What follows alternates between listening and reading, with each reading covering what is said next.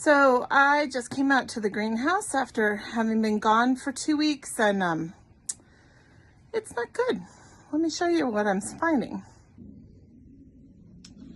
So I clearly have somebody living out here. I have stuff that's been knocked off.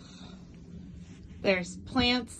I had lemons and leaves on that lemon tree, and now they've all been eaten off.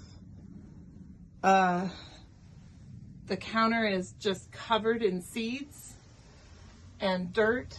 I have plants. My poor pepper plant is completely denuded. They knocked a plant off the top shelf and it's sitting right there, and there's dirt everywhere. So I clearly have I would almost say it's too much damage for a mouse, but I'm pretty sure it's mice. I think it's just a lot of mice. Look at this. They have been chewing on the window frames. Which makes me wonder, is it a mouse or is it something bigger?